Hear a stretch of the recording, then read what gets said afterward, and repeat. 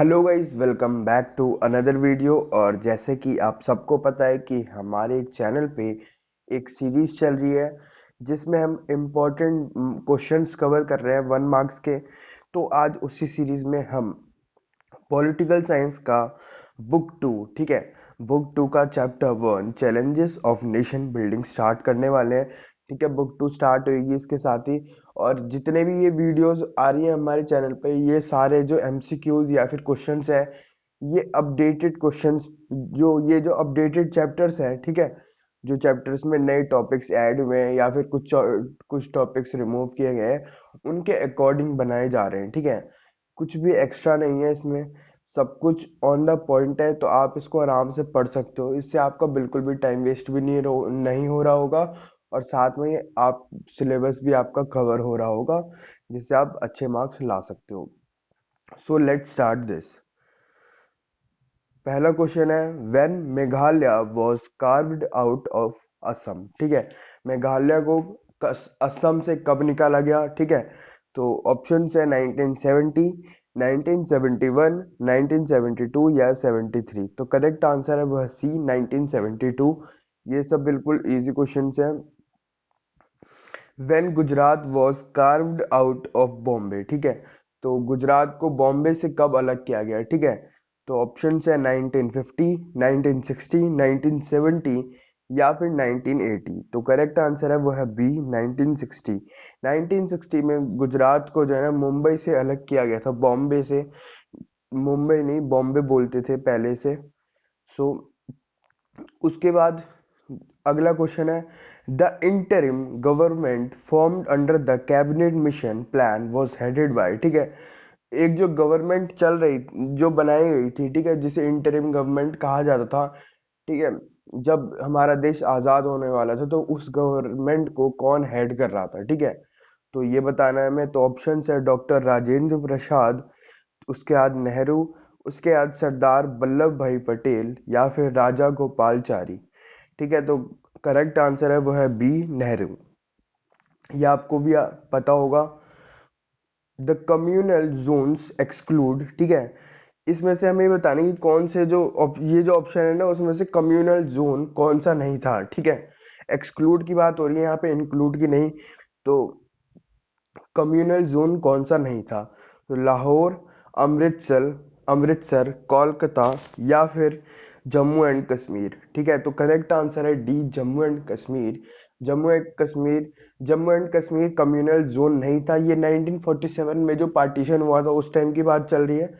ठीक है, और उसके बाद ये भी क्वेश्चन आ सकता है कि कम्युनल जोन कौन कौन से थे। ठीक है, इन कम्युनल जोन में कौन कौन से वो इंक्लूड थे, तो उसे आप याद रखना, Lahore, Amritsar, Kolkata. The SRC was appointed in which year. ठीक है, एसआरसी मतलब स्टेट रीऑर्गेनाइजेशन कमेटी, ठीक है, या फिर कमीशन। तो ये कब अपॉइंटेड हुआ? तो ऑप्शन है 1950, 1951, 1953 या फिर 1954। तो करेक्ट आंसर है वो है सी, 1953। The cities that were divided into communal zones during the partition violence were। ठीक है, तो अभी मैंने बताया कि कौन कौन से इंक्लूडेड में करने हैं, तो वो थे लाहौर, अमृतसर एंड कैलकाटा। तो करेक्ट आंसर है वो ए, जो ऑप्शन 1 है हमारा, वही है करेक्ट आंसर इसका। ठीक है, name the original state from which Chhattisgarh was carve out. ठीक है, छत्तीसगढ़ कौन से स्टेट से निकला है? ठीक है, कौन से स्टेट से उसे निकाला गया है?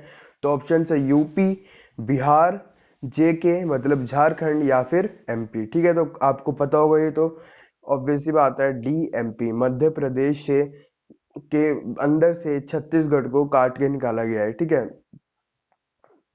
Name one of the following is a princely state of India initially resisted joining the Indian Union। ठीक है, तो हमें ये बताना है कि किसी भी एक प्रिंसली स्टेट का नाम जिसने इनिशियली मतलब स्टार्टिंग में हमारे इंडियन टेरिटरी में आने से मना किया था। ठीक है, तो ऑप्शंस क्या है? बड़ौदा, हैदराबाद, मैसूर, ग्वालियर। ठीक है, तो हैदराबाद, ठीक है, आपके पढ़ रखा होगा हैदराबाद में, हैदराबाद के लिए कितनी मेहनत करनी पड़ी थी और आखिरी में जोर लगा के हैदराबाद को इंडिया ने अपने अंदर लिया था, मिलिट्री ट्रूप्स भेजे गए थे और उसके बाद बहुत ही मतलब प्रॉब्लम हुई थी, लेकिन उसके बाद हैदराबाद हमारे साथ आ गया था, सरेंडर कर दिया था हैदराबाद के जो किंग थे उन्होंने इंडिया को। ठीक है, तो करेक्ट आंसर उसमें हैदराबाद है। उसके बाद ये क्वेश्चन जो है इसमें पूछा है कि how many princely state existed at the time of independence in India.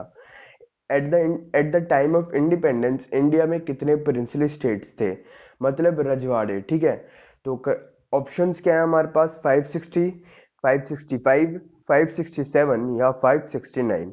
तो करेक्ट आंसर है वो है बी, 565। ठीक है, टोटल 565 प्रिंसली स्टेट्स थी।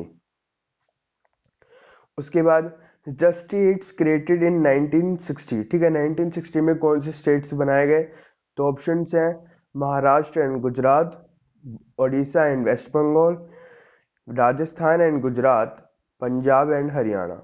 तो करेक्ट आंसर है महाराष्ट्र एंड गुजरात। ठीक है, ये अभी हमने जस्ट थोड़ी देर पहले ही इस बारे में हमने चर्चा करी है। उसके बाद which state was not created in 2000। ठीक है, 2000 में कौन सा स्टेट नहीं बनाया गया, तो जेके, झारखंड, ठीक है, छत्तीसगढ़, उत्तरांचल या फिर बिहार। ठीक है, तो अभी आपने देखा होगा कि जस्ट रिसेंटली 2 दिन पहले ही बिहार दिवस बनाया गया। ठीक है, और बिहार दिवस इस साल बिहार को कितने साल हो गए होंगे ये आपको पता होगा। ठीक है, तो करेक्ट आंसर है इसका डी, बिहार। बिहार इन 2000 से, 2000 नहीं बल्कि इससे बहुत पहले से, ठीक है, बन चुका था। Which one of the following leaders played a vital role in the integration of princely states with India? ठीक है, ये जो इंटीग्रेशन हुआ था प्रिंसली स्टेट्स का इंडिया में, ठीक है, तो इसमें किस लीडर ने बहुत ही एक इम्पोर्टेंट रोल प्ले किया था, तो ये आंसर आपको पता होना चाहिए। ठीक है, तो ये इस पे मैं ज़्यादा टाइम खराब नहीं करूंगा क्योंकि क्वेश्चन और आंसर दोनों ही बहुत इंपॉर्टेंट है। ठीक है, तो आंसर है इसके सरदार वल्लभ भाई पटेल। ठीक है, आयरन मैन ऑफ इंडिया जिन्हें कहा जाता है। ठीक है, तो करेक्ट आंसर है बी, सरदार वल्लभ भाई पटेल।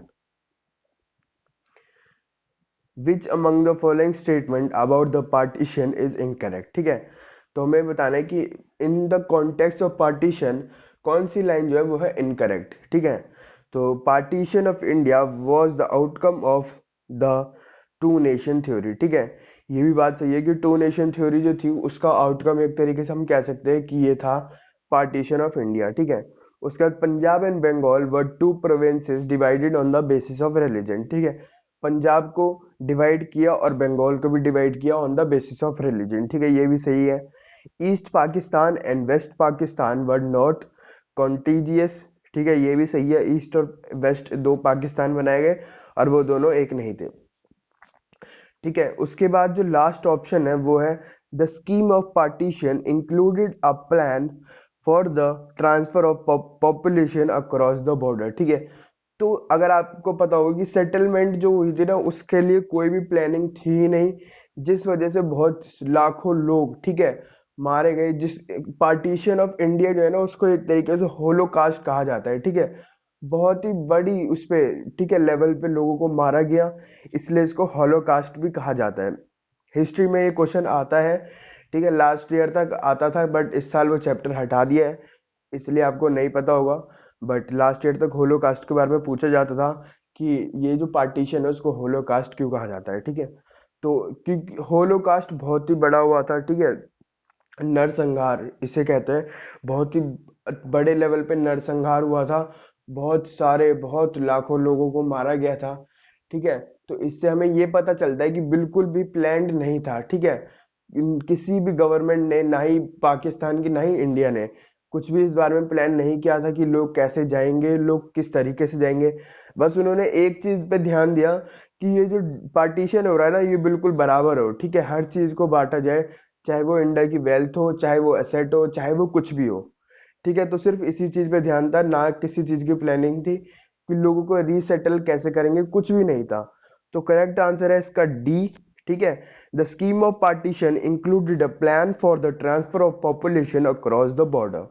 ठीक है, तो करेक्ट आंसर है डी, ये लाइन गलत है। The main reason of India partition is, ठीक है, इंडिया का जो पार्टीशन हुआ उसका मेन रीजन क्या है, ठीक है। एडमेंट एटीट्यूड ऑफ जिन्ना, ठीक है। Communal riots and disorder, failure of interim government, ठीक है। उसके बाद है ऑल ऑफ दीज, ठीक है। तो करेक्ट आंसर है वो है डी, ठीक है। ये सारे के सारे रीजन है एक तरीके से इंडिया के पार्टीशन के। इंडिया का पार्टीशन बचाया जा सकता था, ये सबको पता है, बट सिर्फ पावर के लिए ऐसा हुआ। What were the consequences of partition of India in 1947, ठीक है। ये जो पार्टीशन हुआ उसके कॉन्सिक्वेंसेस क्या थे, ठीक है। तो ऑप्शन है ट्रांसफर ऑफ पॉपुलेशन, पॉपुलेशन का ट्रांसफर हुआ, ठीक है, ये बात सही है। रिफ्यूजी प्रॉब्लम आज भी इंडिया झेल रहा है, ठीक है। उसके बाद प्रॉब्लम ऑफ माइनॉरिटीज, ये भी प्रॉब्लम आज भी इंडिया के पास बहुत ही बड़ी झेल रहा है, ठीक है, रिजर्वेशन के नाम पे। उसके बाद ऑल ऑफ दीज, ठीक है। तो ये तीनों प्रॉब्लम एक तरीके से इंडिया ने झेली है, तो करेक्ट आंसर है D, all of these. Give give the names of two provinces which were also divided during the partition of India, ठीक है। दो प्रोविंसेस जो पार्टीशन ऑफ इंडिया के टाइम पे डिवाइड हुए थे, तो आपको ये आता होगा बंगाल एंड पंजाब। तो मैंने कहा था पंजाब एंड बंगाल, तो करेक्ट आंसर भी यही है। उसके बाद on partition which state refuse to join both India and Pakistan, ठीक है। किसने इंडिया और पाकिस्तान दोनों को ज्वाइन होने से मना कर दिया था, तो करेक्ट आंसर है Hyderabad. On which state on which date SRC, वो state reorganisation act was put into practice, ठीक है। तो ये कब हुआ था, तो ये याद रखना November 1, 1956 को हुआ था एसआरसी, ठीक है। स्टेट रीऑर्गेनाइजेशन का जो एक्ट था वो प्रैक्टिस होना चालू हुआ था नवंबर 1956, ठीक है। और एसआरसी चालू कब हुआ था, वो था 1951, वो 1952। Who was the founding father of the non align movement, ठीक है। नॉन अलाइन मूवमेंट के बारे में आपने बहुत पढ़ रखा होगा, इसका आंसर आपको आता होगा, वो है Nehru. Under which article special status was given to Jammu Kashmir, ठीक है। किस आर्टिकल के अंदर उसको स्पेशल स्टेटस दिया गया, तो आर्टिकल 370, ठीक है, ये आपको पता होगा। और ये याद रखना कि आर्टिकल 370 को अबॉलिश कब किया इंडियन कॉन्स्टिट्यूशन ने, तो ये 5 और 6 अगस्त 2019, ठीक है। When article 370 is abrogated from Indian constitution, तो अभी इसके बारे में मैंने कहा, और यही आंसर मैंने भी कहा कि 5 और 6 अगस्त 2019 को इसे इंडिया में वो कर दिया गया abolish. So let's end this video. Thanks for watching the video. Please don't forget to like, share and subscribe the channel. Make sure you hit the bell icon and like the video. Thanks for watching the video.